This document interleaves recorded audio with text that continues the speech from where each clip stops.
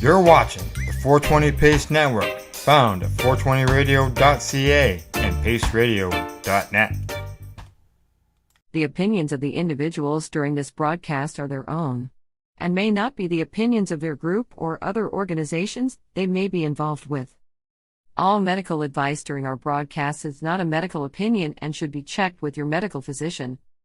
Coming up on today's show, our word for the week this week is cherry. As well, we're going to be looking at Timmy's top 5 yoga poses. And part 2 of our interview with Olympic Gold Medalist Rebagliati. You nailed it.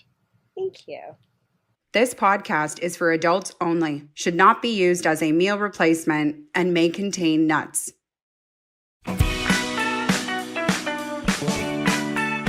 Hey everybody, and welcome back to another episode of the Noobie and the Doobie. My name is Timmy. I am the Noobie. Marijane, I am the Doobie. Today we are celebrating Yoga Day. That's right. I feel like Y-O-G-A. Oh, I like that. That's cute. Do that again. Really? Yeah. Y-O-G-A. That was kind of like a W. Put those arms up. I don't. Loud and proud. Look. Do What? you see? What, because your wrists go back? Oh, how did I never notice that before? Really? I think I just gave our producer probably a big loud earful there. Okay, get this camera. Get this camera. I've never seen that before. Close your eyes. How have I never... Wait, no. What? Oh, jeez. Wait, I think I just heard you twist... Oh, my God. How did I not know this? That's why I try not to put my arms up How did I not... too much, because I'm like, wait, this is like I can't straight. not see it now. Oh. And I don't even do yoga. Y-O-G-A. I've known you for over 3 years. Yep. You don't have different thumbs too, right? Like my thumbs don't match. No, I understand that. No, you seen I'm that. sorry, I'm not even close to my mic now. That was a legitimate... He's like totally grossed out. That was awesome. Look, there are some things on this show that we plan. Most of the show we don't. And that was one of those. How did I not... When am I ever... When do you ever do this? Yeah. I don't know. For the longest time, I won't extend... You can't not see it now. I love you. I said... What was that, right? I said I love you. That's funny. Remember that thing you said to me the other day? What did I say? You said, I don't need to understand you to love you. And that's okay with me. I don't need to understand to love. Yeah, I love so you you don't need to understand that my arms go backwards. You just no, I don't me. need to understand it, but I cannot not see it now. Well, of course you cannot see it because I'm just got my arms like this. No, now. I know, but now you're looking at my arms like they're not real. Okay, so that was. I thought we were gonna come on. We were gonna talk about yoga because I regularly. Y-O-G-A. If you don't yet, after all the episodes that we've done, if you do not yet understand why you need to watch this on YouTube and not just listen to it you have in no idea podcast what form, just happened. You have just missed out one of many treats that can... Jeez. Okay. All right. So, guaranteed, if this doesn't alone let our YouTube views on this video go up with people going, what just happened? What did she do? Go check that out.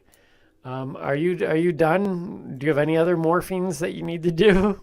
I'm good. Okay. Yeah. Now, I'll save those for another 5 years from now. Some people right now are going to think that this transition is going to somehow disprove my statement that we didn't plan what just happened. Because what are you going to say? Well, I'm about to talk about extreme flexibility. I swear to you, I didn't know that was going to happen. When we sat down, that's not flexibility. That's like disjointness. So she said she was going to. What would you say you were? I wanted to do a headstand. She said she was going to do a headstand on the chair. We were talking about how we were going to make that happen here, and then We got counted in 5, 4, 3, 2, 1. She goes, "Look what I can do!" Oh, no, that's not what we had planned. Look what I can do. Okay, so Like Stewart. look. What's his voice? I can't do it. Look what I can do.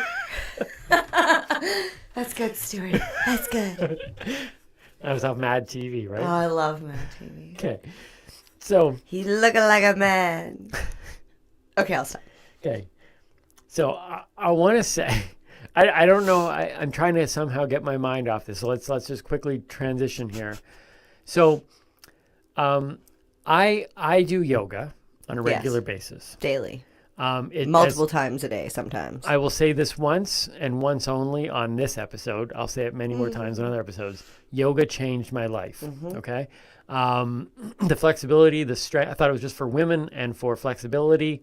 Guys, that was wrong. Wrong thinking. The first time I saw a bead of sweat drop from my forehead onto my mat, I was like, oh my goodness, this is doing something else. These yoga shoulders weren't there before. Just strength in general, just inner calmness, the breathing, the ability to do that, the flexibility, the strength all around, core, just all of it. We don't even have the space here, but check out our social media. I'm sure sometime during this week we will put something up there or a few things that show various I'll definitely be yoga doing a things. headstand at some point. So we go to check that out. But what I wanted to bring to the table on this one is the fact that I do what's called Yo-Jo yoga. Well, it's what I called Yo-Jo yoga because I was the one who named it. Yo-Jo. I have my G.I. Joe set up. I have all my G.I. Joes. It was like one of my few prized collection pieces. And I do my yoga in front of it. I have some pictures on my my Instagram at The Real Timmy Boyle called Yo-Jo yoga. And when you told me an interesting fact about G.I. Joes and yoga. I know. And why you do the yoga in front of the G.I. Joes. It's a good reminder for me. So this little guy here, I don't know what you can see on the camera. Black on black probably doesn't work, but so this is Torpedo. It was the very first. I'm just going to put that behind him because, okay, there you go. Back here. He was the very first G.I. Joe figure I ever bought. I have over 100 of these men in this nice little tin at home. He's got a little bit faded. You can see what color he used to be on the gray there. A little bit faded. It looks pretty much brand new. How old is that thing you said? Oh, this would be, early 80s? Yeah, so...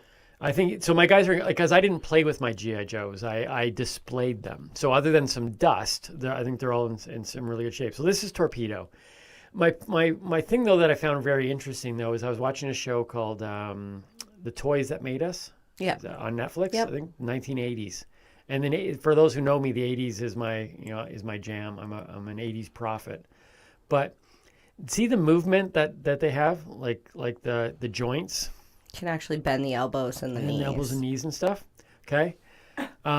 Before these guys came out, if I remember any of this correctly, but listen, we're not scientists. We don't even call ourselves truth tellers sometimes. And we don't work for the toy department. No, we will try to do my best to recall this.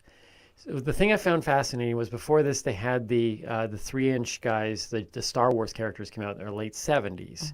But their arms, they only did this. Like the Barbies, the straight legs, straight and the legs, straight arms. Yeah.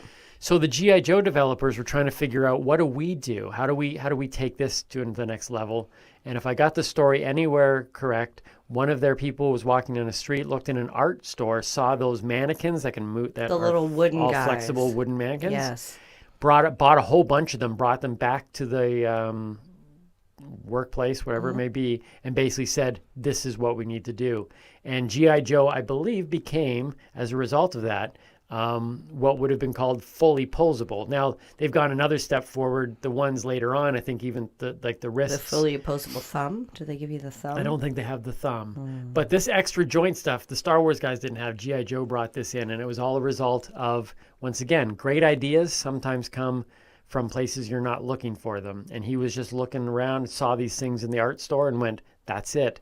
And hence these little posable figures were born. And so Star Wars figures, Luke, he's a Jedi Knight. He can't do the splits. But Torpedo can. and I can almost do it too. Stay tuned. Try to watch that video possibly on our social media as well. It's funny, that wasn't the splits. But this That's is about Torpedo. as well as I could do the splits. Look, you can do the full splits.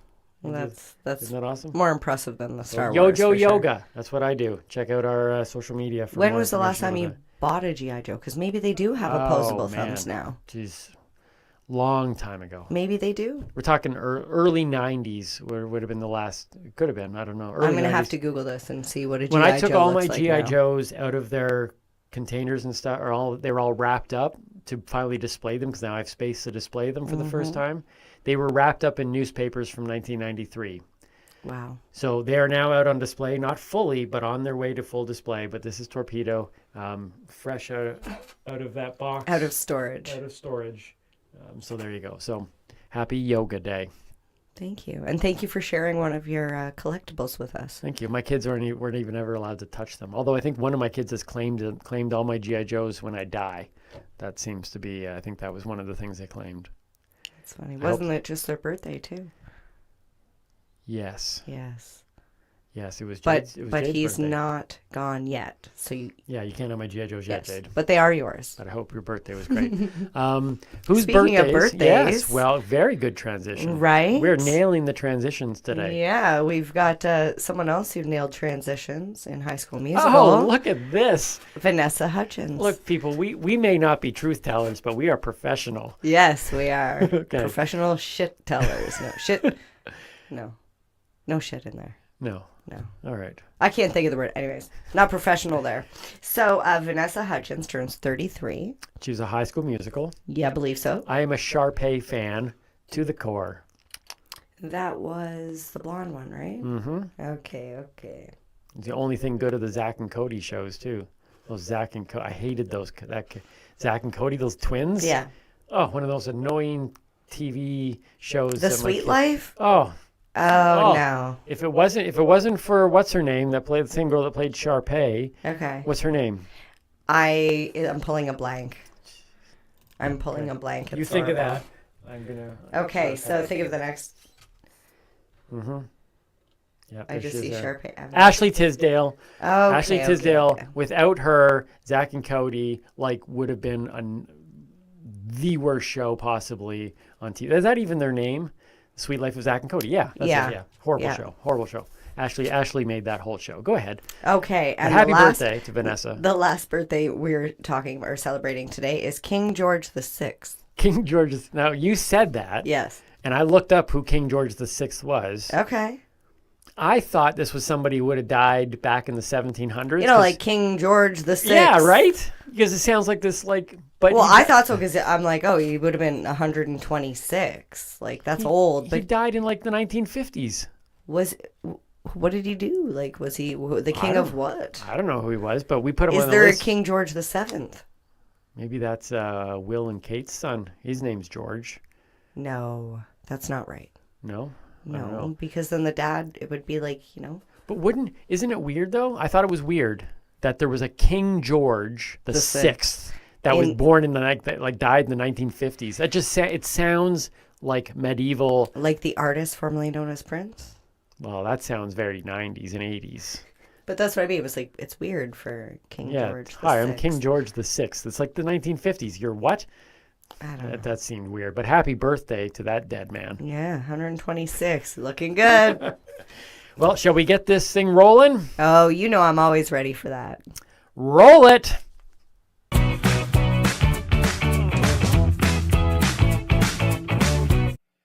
Well, it is time for yet another word of the week. Mary Jane, what is the word? The word is the word. That was a song, right? It's The a bird- bird. Oh, the bird is the Oh, well, a word. bird. How did you not know that? Well, everybody knows about the bird, yeah. No, I messed up the words. Moving on. What is the bird, Mary Jane? The word is cherry, or also known as the heater. The heater. The heater. Give him the heater, Ricky. No, you don't Do you know want what that the movie's heater. from? You're always- Trailer Park Boys? She lives off of. The only like- Ricky I know is from Trailer Park Boys. She lives off of the thing of play me a little bit of a song or do a quote from a movie, and always is like, "What's that from?" And I never ever know. And then she's always like, "Oh, how can you not know?" And then it's a big, long, week-long battle. Anyways, I'm throwing it out here on the show. Give him the heater, Ricky. Trailer Park Boys. No. That is the only from Major Ricky League, one of the best baseball movies ever. Charlie Sheen, and the manager yells out, "Throw him the heater, Ricky." Okay, well, this is a different heater. Okay, but you don't want to catch this heater. I always what I'm enjoying too is word of the week now. Is going into this every once in a while. There's like, this is the word of the week, which is also known as this word, which is also known as this word, which is sometimes known as this word. Well, we could call it the cherry. Oh yeah. Yep. But then you'd be like, some people call it the heater. Okay. So it's 2 words. Yes. Well, it's bonus it's episode. The same thing. Bonus it's like episode. potato. Okay, so I'm assuming there's a reason why it's called both the cherry and the heater. There must be a connection here. Yes. Okay, so it's the red hot glowing bowl on the bong or the red hot end of the joint. So it's called the cherry most of the time because it looks like a cherry. It's red. Yep. It's round because it's either in the bowl or it's on the joint. They also call it the heater because it's hot. Makes perfect sense. Right? So I always say the rule of thumb, if it's red, it's not dead. Okay? Like this record circle right there. If it's red, it's not dead. We're still going. How many times have we recorded when that circle wasn't there and then wondered what went wrong? You know, the best is when we go over and hit stop and it's actually recording. You're like, oh. Funny in hindsight, not when it happened. Mm-hmm. So yeah, if it's still red, it's not dead, keep smoking. Okay. This also is the #1 reason why you should not consume cannabis while in a moving vehicle. Okay? Okay. Don't smoke and drive. #1 reason. I'm like, I feel like I should have another rhyme here. Like, don't drop the heater in your cedar. That's a good one, actually. Right? Don't drop the heater in your cedar. Oh, how about this? If you drop the cherry, it's going to be scary. I like both those. Because it is. Like, right. you just don't do it. This is more than word of the week. This is like literally like... Life lessons. Life lessons from MJ. Yeah. Literally. And it's illegal. Hello. Reason #1 right there. I love how that was... Yeah. Okay, what was it though? Don't drop the heater in your cedar. Yep. And what was the other one? If you drop the cherry, it's going to be scary. Drop the scary, yeah. Drop the cherry is going to be scary. You're already tongue-tied. I'm actually just surprised that this segment is already done. We're done. We ended. Those are 2 good phrases to end it on. It is. Yeah. There was your words of the week.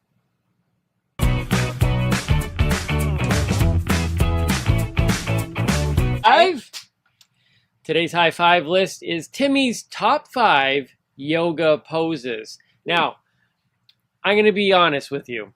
I didn't know if I would ever have a high 5 list of favorite yoga poses. Didn't you actually used to preach against yoga? I used to preach against yoga. I was I thought it was for women. I thought it was for flexibility, and that was it. I didn't think you could get a workout of it. I mean, it is no secret that there was a point in my life where yoga was a joke, and it has now radically changed my life. But I am here to tell you that there are 5 very, very, very helpful moves that not only helped me with health and strength and balance. Are you going to go to the shoulders? Well, they did help create and form these amazing yoga shoulders. I feel like I should This is why you watch the show and don't just listen to the show. So if you've been listening on podcast form, thank you. But you're missing the shoulders. Namaste, but you're not getting the shoulders. So these were also, not only did I see improvements in my body because of learning these poses, okay. But they also, each one of them along the way kind of were signposts to show that yoga was working. Okay. Right? So it was like I would look around the room and be like, why can't I do that? Because there'd be like, when I first went, there'd be like, I don't know, like a 60-year-old woman who, I don't know, I don't want to guess their ages. They're older than me. An older woman. And I was sitting there thinking, I can do that. And then they'd be holding these poses and I'm like, I can't do that. But each one of these poses was a place where I was like, oh, wait a minute, I can do this pose now. And each one blew my mind a little bit more. And I realized this thing is actually beneficial. Yeah, you took me to one of your yoga classes, and I don't know about the beneficial part. It is for a special breed of human being. Oh. But your shoulders would be amazing. It would help with that back posture. So here we go. Timmy's top 5 yoga poses. Number 5 was the tree pose. Oh, I like that one. I know that one. Right? The tree pose, you stand like arms up in the air. Are we going to put a photo up? Yes. Where are we going to put the photo? Are we going to put it like right here? It will show up. Here? Maybe. Ooh, what if we put it like right here? Oh, right there. Okay. So if you're listening, you'll have to go over and see these poses. Also during the week sometimes, they'll be on our Instagram page. So the tree pose. It looked really easy. So your hands are in the air and you do like this thing where you fold your one leg and you got to put your foot on the inside of your thigh. Yeah, you got to like bend your leg. It's like bending like a triangle thing. And it looks really simple. But I realized very quickly that I couldn't keep first of all, I'd have to like hold my leg and like lift it into position and move it into the right spot. And then, one leg was stronger than the other. Isn't that the trick to the tree pose? Is the foot that is off the ground is to be rooted. I say rooted because that's like a yoga term, right? And for tree pose, very, very appropriate. To be rooted into your other leg so that way you can ground yourself with the foot that's on the ground. Yes. No pun intended. And it should have been intended. It's very well done. And so you need to kind of push that leg into your other leg or your foot into your leg.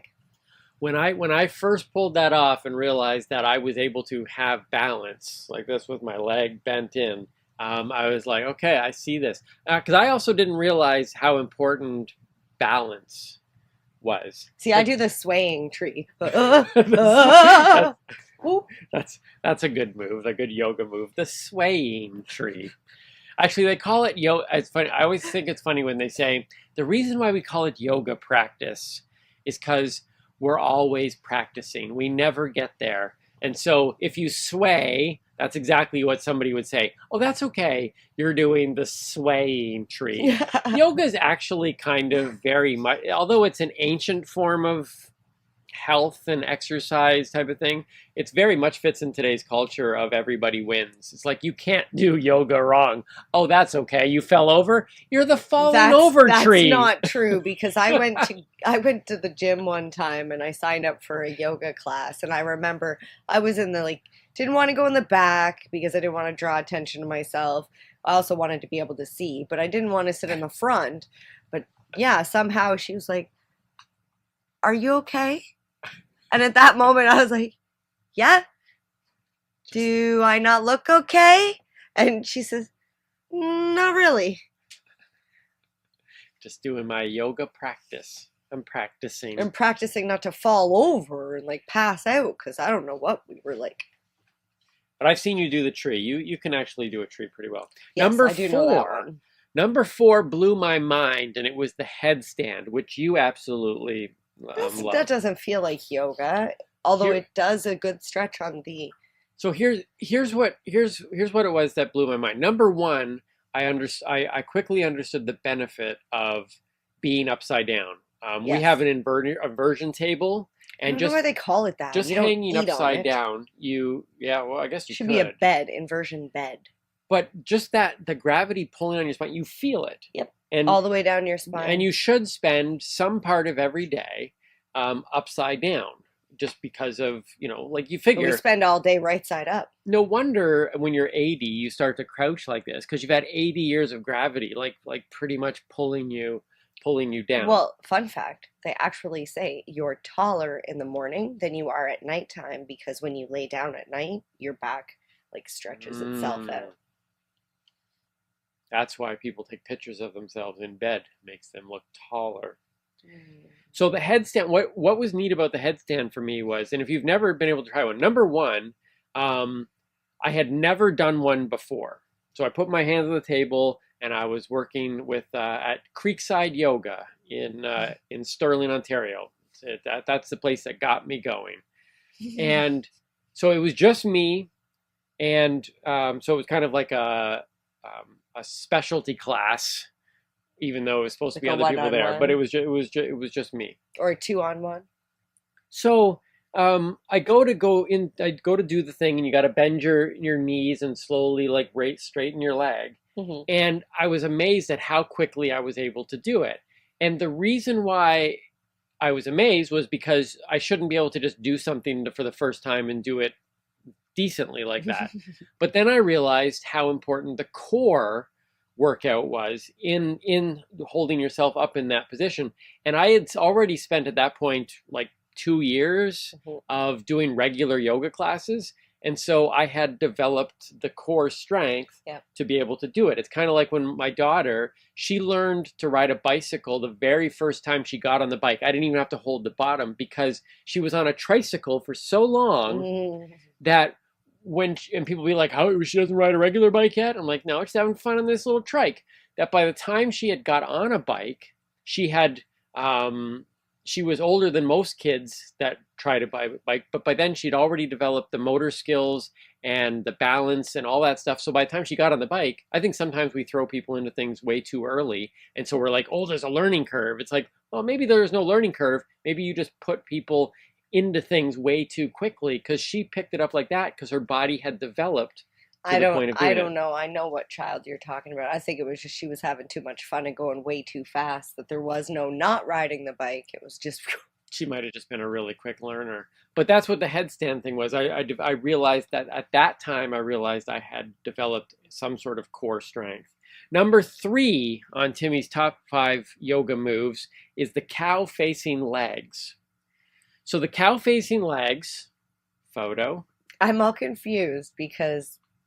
Yeah, I don't get to see this photo, but is it like a cow facing a pair of legs? Well, you've got your knees like this, or like this. Let's do it like, well, you can see. So they'll see the picture, but yes. I'm doing this for your own benefit. Okay. But, so it's like this. Your knees are like this. Oh, no, I'm looking at the photo. Stacked on top. Okay. So look at the photo. Okay. So the knees are stacked on top of each other. And then you fold over and touch, well, in my case, I touch my chin to my knees. I did not know the importance of your hips. Sounds painful. I think it's cow facing because it's like, it looks like a cow's face. Anyways. It's not a leg facing cow? No. I mean, that might be the name of another.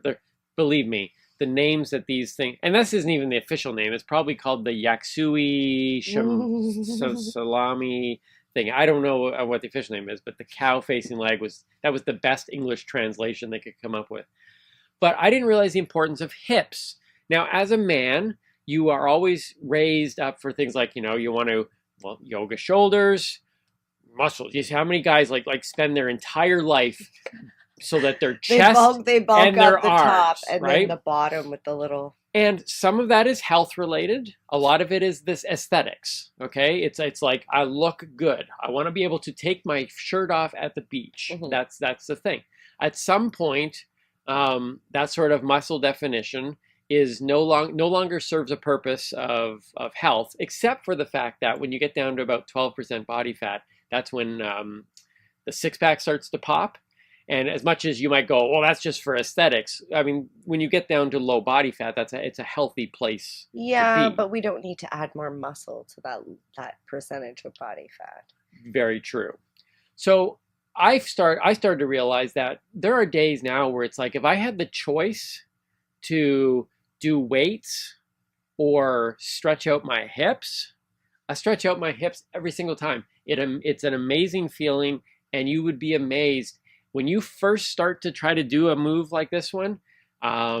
You go, wow, I didn't even know that my hips were in that bad a shape. And then you realize how important hips are for moving around and walking. Well, it's flexibility, right? Like if your hips, like you're like, oh, I'm gonna choose my hips over my arms, but if you don't flex your hips, you're not gonna be able to walk. Therefore, you're not gonna be able to do anything, let alone work on your arms. Don't underestimate the power of the hips.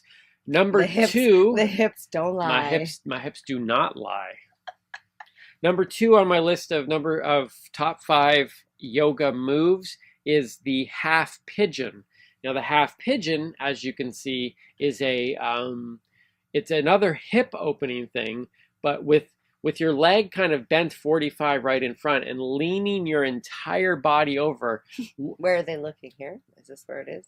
The picture? Because that's where you're describing, you're like doing the hand things, but if the box is there. Well, I can move the box up here if I want to. That's what. But you can put it right here. Right now, just so you all know, she is looking at this screen, but don't worry about it. I'm going to hold the box. That's fine. You can. Okay, so you will hold the box there.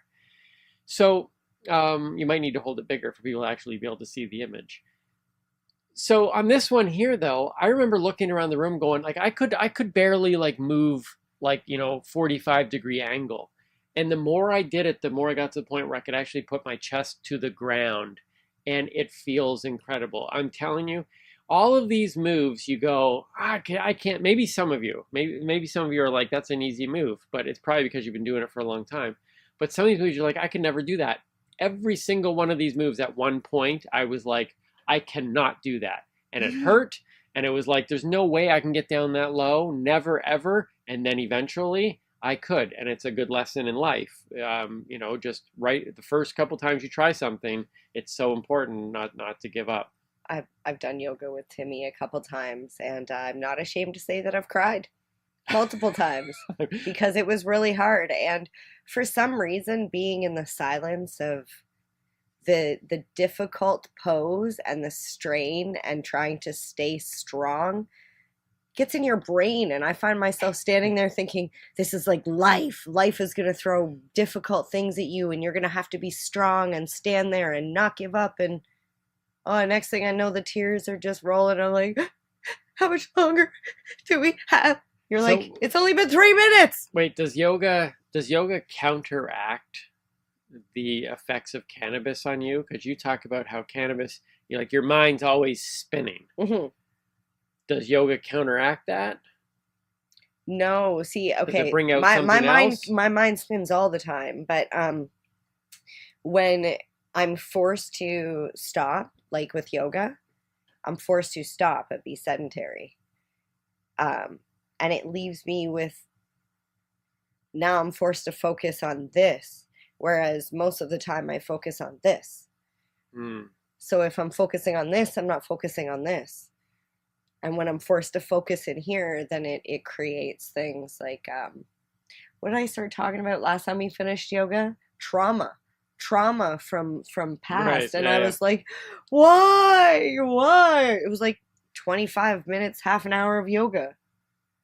See? It's weird therapy, but it's good for a stretch. Well, I've heard similar things about cannabis, though, that cannabis doesn't, it's not an escape, because people talk about how people use these things to escape life. Mm-hmm, mm-hmm. That in fact, if anything, it reveals things that you don't want to be revealed. That it actually allows you to enter. I'm not saying it's negative either, though. Like no, none of this it's not negative. Yeah. Well, I just didn't want anyone to misconstrue. Like, yes, I cried when I do yoga and whatever, but like, that's what I feel like is a part of healing as well. Like in life and in our journeys, things happen to us. It happens to all of us. And a lot of times we push it aside. We didn't realize that it affected us as much as it did. And then something happens and it comes back.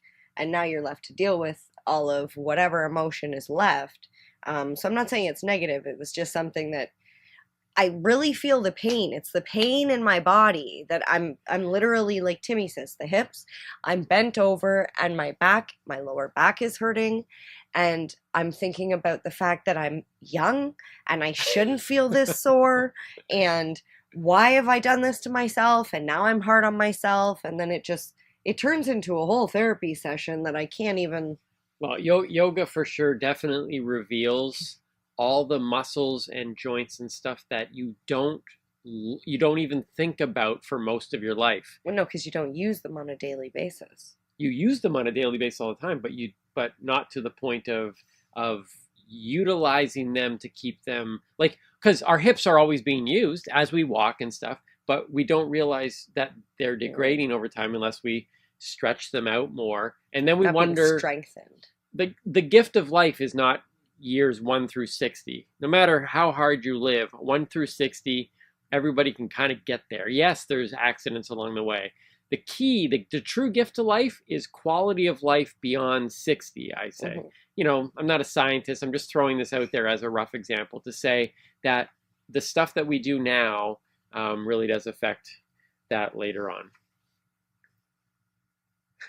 I actually drank my water today. And number 1 on Timmy's top 5 yoga positions, my favorite one all time is the crow. I was going to say, I know this one because I've seen it almost anywhere that you can do it. Anywhere I go, I will show people that.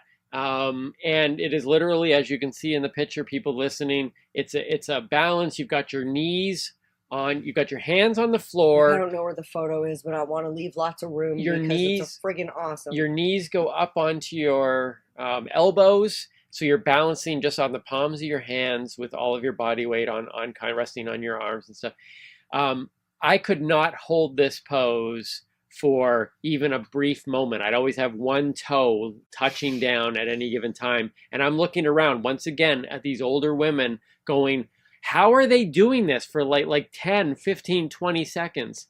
And I was ready to give up the pose until one day my held it for like 3 seconds. And I remember, I think I cried that day. I'm like, oh, and then I did a 10 count one day. And that was just, that was actually the moment that I started to like preach for yoga and say, this has radically changed my life.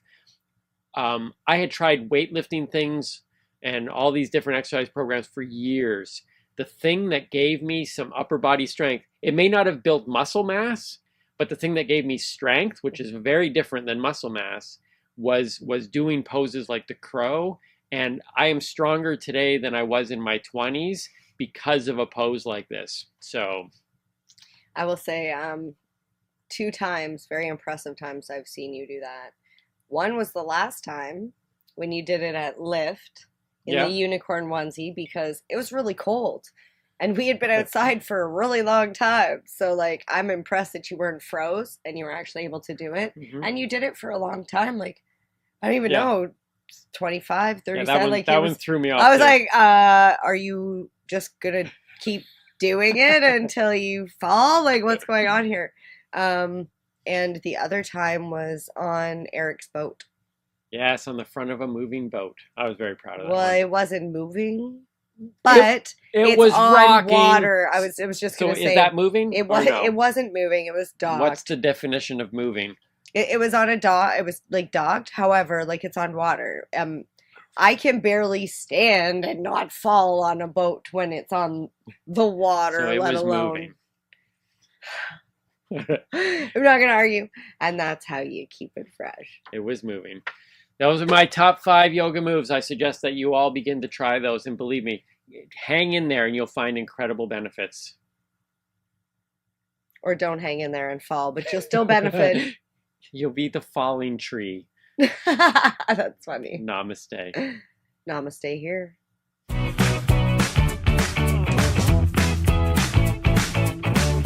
Hey everyone, and welcome back to another episode of On the Spot with the Noobie and the Doobie. Our special guest today is Ross Rebagliati. I've been practicing that all week.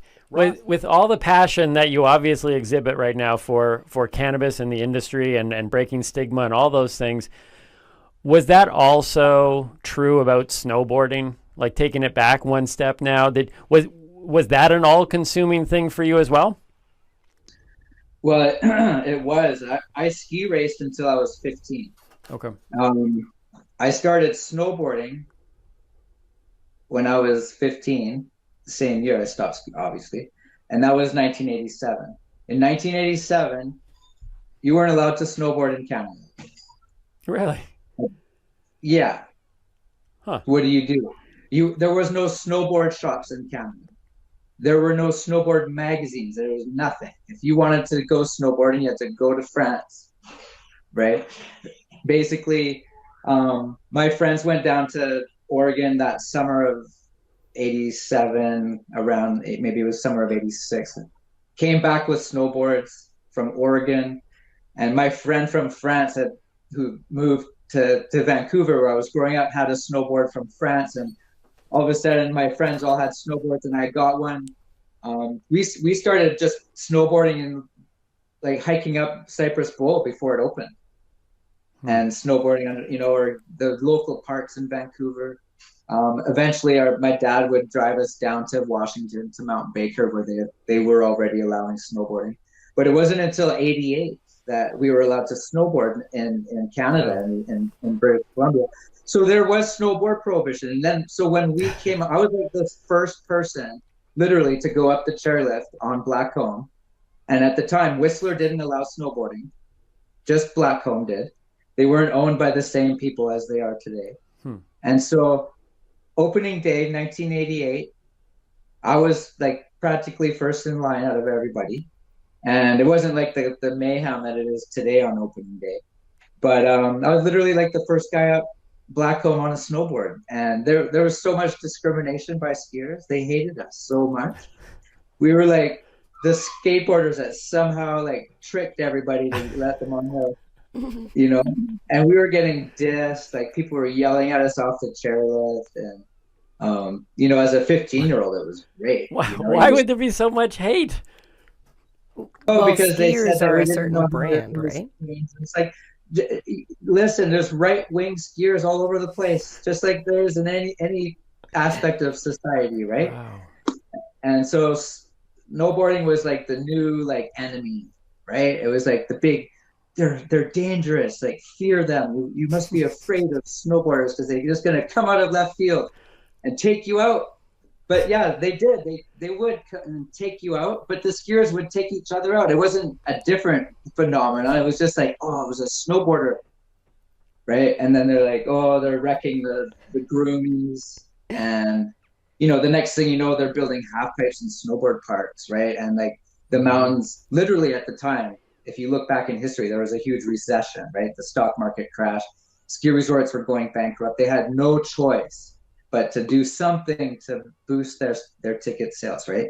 Same thing happened to the Olympics. That's why in 94 they said we're going, because the kids weren't watching the bobsled, right? They didn't want to watch the cross-country skiing or any whatever, legacy sports. They wanted, and so the Olympics had to figure out, we needed snowboarding. And the same thing now with Sha'Carri happened. She doesn't get to compete. Millions of dollars were lost on TV rights in that race that she was going to do, and the bonuses and all trickles down the line just because of the THC. So now they're reviewing the THC because like a big ticket event got affected, and the bottom line got affected. And so now all of a sudden they're reviewing, which is great. I don't really care why they're reviewing it. Yeah. Get it off the list. It's not supposed to be there. It's only there because of prohibition, racism, discrimination, corporate, interests, and nothing to do with keeping a level playing field, and nothing to do with the spirit of sport. Let's just get into that for a second. The IOC supports, like just as an example, LGBTQ right across the board. Okay, not all countries are behind that. The Olympics does it anyways, right? Because it's the right thing to do. It's the same thing. It's exactly the same thing here. With CBD and THC, it shouldn't be there. It doesn't matter if some countries aren't legal. It's the right thing to do. Get it off the list. Agreed. So I was talking to a friend a little while ago, and I have developed now friends on both sides of the spectrum. Obviously, most of my life was people who if they thought they knew anything about cannabis, they were. Turns out they were wrong. But I was talking to someone recently about the cannabis and I guess performance enhancement, and obviously, you know, you're fully in that, understanding that world. My assumption growing up was clearly it can't be, because it should have a negative effect. It should make you lazy, like the guy sitting in his couch with chips on his stomach watching video games all day. That's the perception of what it should do to you. But then the other side of it, when I was talking to this friend of mine, was, well, what if you needed cannabis because you couldn't perform on that stage because you got so anxious? So it actually kept the anxiousness down, therefore enhancing your ability to perform. Is that performance enhancement? How do you see cannabis in this world? Is it enhance at all? Not enhance? Just what is your perspective on when people bring that whole issue up? Okay, it's all of the above, but just the last thing you said, the cannabis isn't conducive to being on stage. It's not conducive to having cameras in your face or being around people you're not comfortable with. It's just like doing acid. You don't want to be around people you don't know, and definitely don't want to be on stage on an international level, like with cameras and guys with machine guns standing around. Like, it's just not where you want to be, right? Like, it does.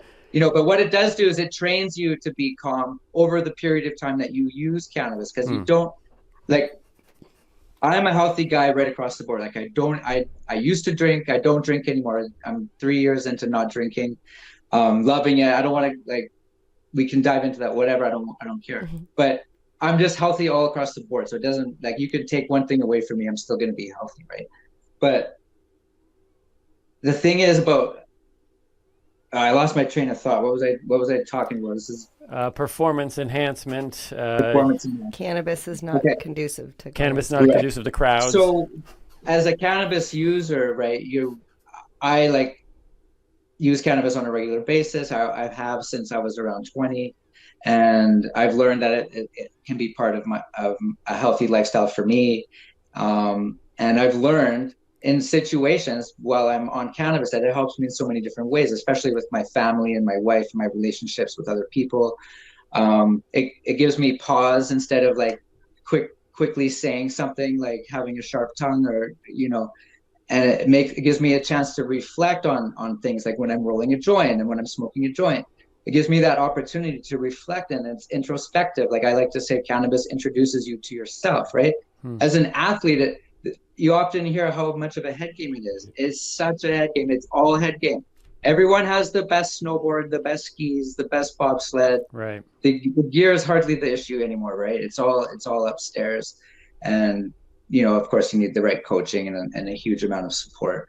So there's a lot that goes into it, to be honest. But it is really about, even if you have the best support group, if you're not feeling confident upstairs.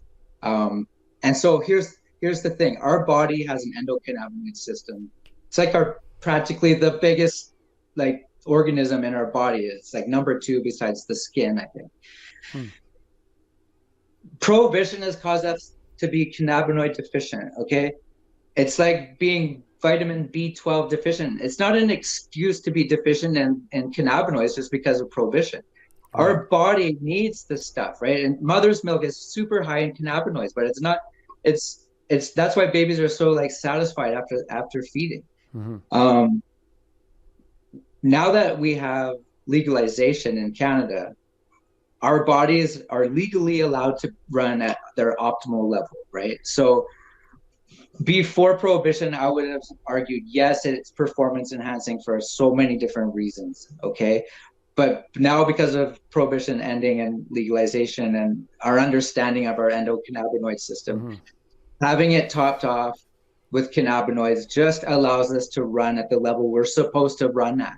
And by the way, they figured out when your cannabinoid system is topped up, every single cell in your body does twice as much as it does without that. Wow. Twice as much. And that's everything that your cells do, not just your skin cells or your hair or your fingernail cells.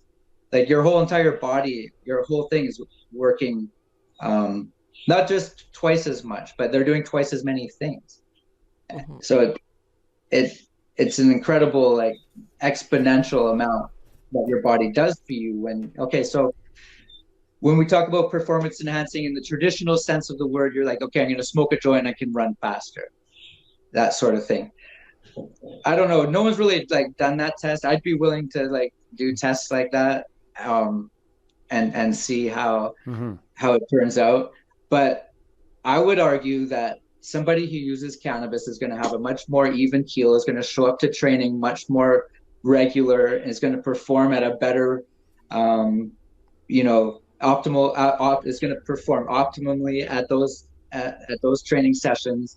And at the end of the day, after years and years of training, all this positivity and the extra days of training on the rainy days and the cold mornings, and the late nights and being away from your family, and somehow being able to handle all of that upstairs without intoxicating yourself in a negative way, and that whole lifestyle that goes with it, lends itself to being healthier and performing at a higher level. And so you can see it from lots of different angles. Right. It all depends. Like, people interpret, like in law and in politics, people interpret the same thing like a million different ways. See, I'm glad you brought up the endocannabinoid system, because that's I'm all about teaching and the education, and I like to put things in terms that other people can understand, because like everybody has a car, right? We all have cars or vehicles or whatever. We know to check the oil. We know to, the windshield washer fluid, the coolant, the gas, keep all that stuff done. But did you know that there's a little fuse panel in there, and there's like little fuses, and they all have different numbers, and a lot of people don't know that. But they also don't know that, like you said, we have all these endocannabinoid receptors, and although we're feeding ourselves milk or dairy or cheese, all the stuff, the meat, all your vitamins, but you're not getting the proper cannabinoids. So that's why when Ross is saying, we're just getting what we need to be in this state of homeostasis, in the best state that we could possibly be in. And that will eventually help you perform better. And guess what? When they made weed illegal, whatever it was, 80 years ago, that was like the birth of Big Pharma. Yep. Because cannabis oil was the base of almost every single medicine. Yep. THC tincture. On the planet was the base. And then they would add other herbs and things to that to augment it, to do different things, right? But the base was cannabis. And then all this issues that we're having with ADHD, anxiety, stress, depression, these are all symptoms of having a deficient cannabinoid system. And the big pharma has capitalized on lobbying the US government to keep it that way, for one thing, so that they can sell people their synthetic drugs. I mean, the opioid crisis is a perfect example. No one's talking about the cannabinoid crisis, because they want you to be on those antidepressants, right? Yep. But the opioid crisis, it doesn't affect me and you, so we don't give a shit. And who cares what the drug addicts do? And and they're just continuing to pump, regions of the country. Like Tennessee, for example, I think there's like 30 million people that live in Tennessee, or less, or no, 7 million people live in the whole state of Tennessee, and something like 180 million codeine pills or whatever had gone into that state in the year before. Wow. Yeah, that's crazy. For only that 7 million people, it's like 100 pills per person per month or something like that. Well, see, Dr. William Courtney, doctor in the cannabis industry, or cannabis user as a doctor, however you want to put it, he believes that cannabis is not just a vitamin, but it's a vegetable, and actually juices the cannabis plant and drinks it every day, like not blends, but juices with the wheatgrass juicer. It's disgusting. I've tried it, but super healthy. And like you're saying, to get a really big boost of cannabinoids, and we're trying to make up for how many years. Like my mother was deficient, her mother was deficient, and it's just been bred into us. And I've got just what I smoke, so. Yeah, well, it's a generational thing, because we do have to deal with the stigmas and things like that, to move forward. And we also need the numbers that we weren't allowed to gather before. And once cannabis has been legal for a certain amount of time, they'll have the hospital visits that are related. They'll have the car accidents that are related. They'll have the various deaths. Like everyone knows there's never been death like due to cannabis like on its own. But they'll have these numbers. Yeah. And before they have these numbers, of course, we have these child-proof lids, and you can't have like a picture that a kid's gonna like all of a sudden decide to smoke weed. Like just like there's no vodka bottle with a child-proof cap on it. Advil 72 bottle does not come with a childproof thing. I can open it with one finger. And I called to ask them why this was so. And they said if I needed a childproof lid, that I should buy the smaller bottle because that one comes with childproof thing. And I was like, wait a minute. Right? This bottle is three times as much. This is going to kill somebody, but it's okay. No, but it's up to good parenting. Of course. They're leaving it up to the discretion of which they should do. I mean, I'm a believer of childproof. Okay, I've got 3 kids. I get it. Okay, but why should cannabis be different though? That's my thing. Like, why do our cannabis packages have to be like ridiculous? No, that's exactly, and that's why they need these numbers that I'm referring to. So because the politicians don't know, they think this is like codeine or like a regular pharmaceutical drug because it started off in a medical. The only way we could get it through the courts was medically. And so it's been classified as a drug, but coffee is not considered a drug.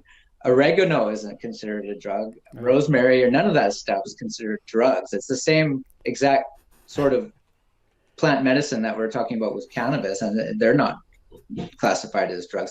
But the class 1 classification in the States has put it on the Schedule 1, and the prohibition that the States has spread around the world, or else you can't be an ally of the States, has created this huge, like massive issue, right? And that's why, it's still federally illegal in the States because it's tied into so many diplomatic relationships that they have, and they have a hard time backpedaling it. You're gonna have to.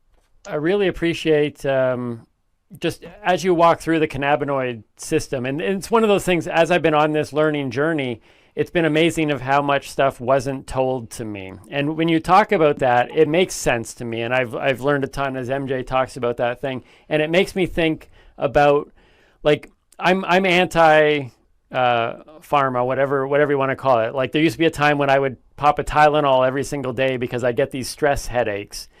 And then 4 years ago, as a joke, I started to do yoga because I thought it was just for women and flexibility, and I wanted to do something on my Instagram that was funny.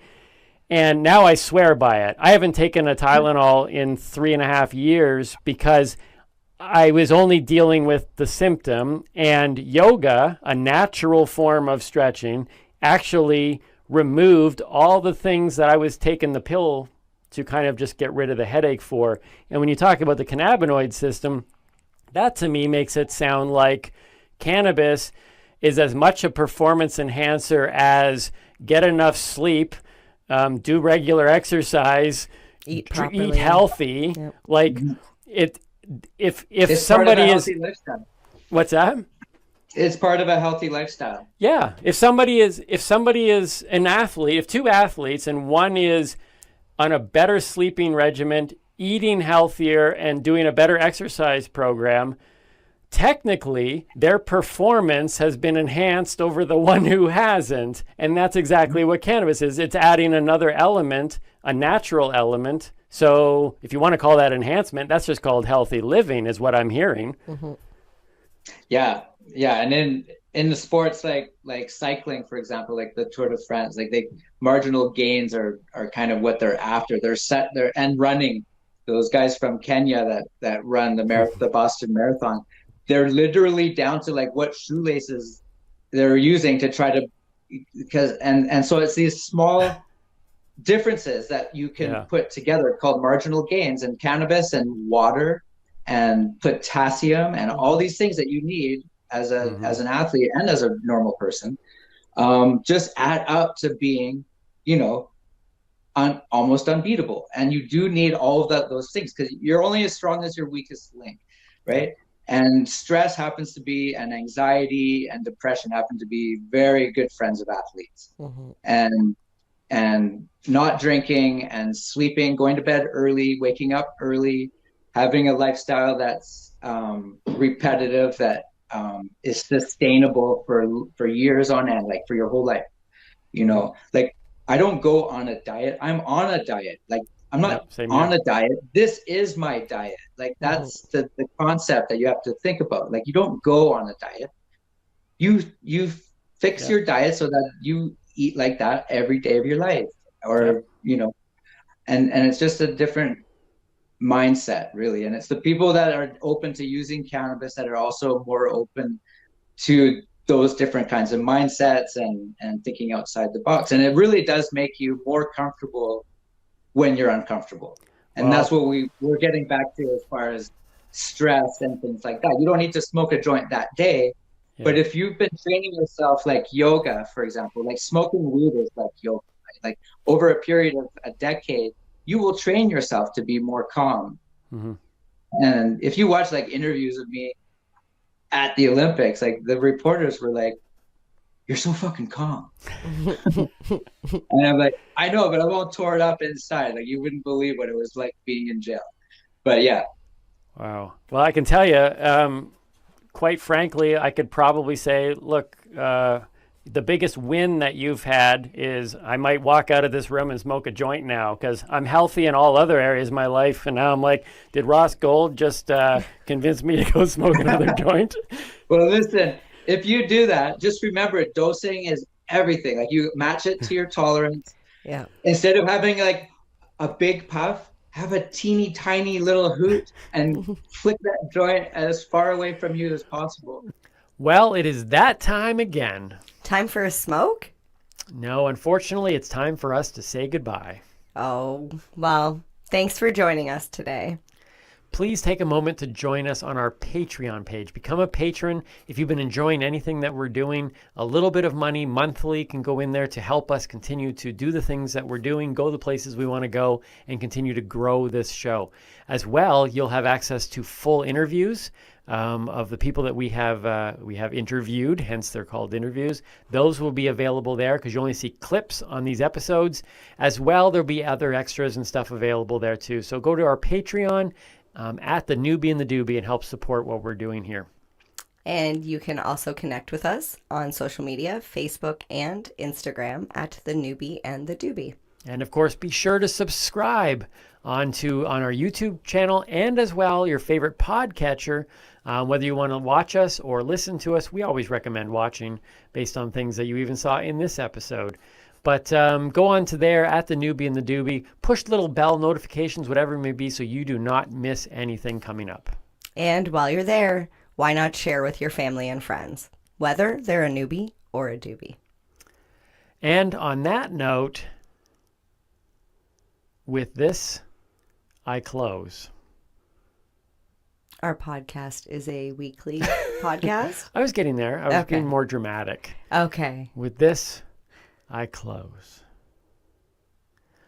Our podcast is a weekly podcast, so we will see you next week. But until then, please remember, stay lifted and keep on laughing. Cheers.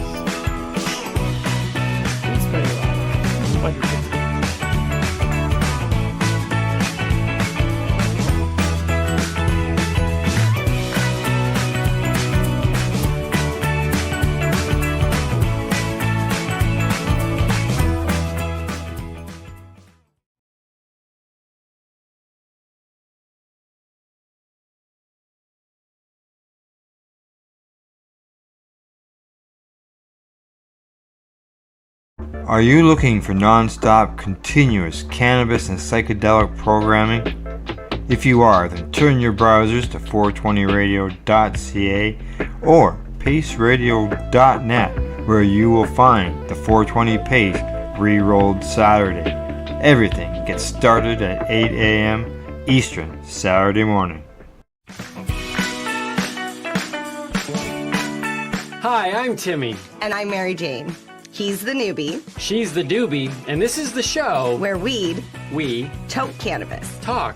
from both sides. Is that even possible?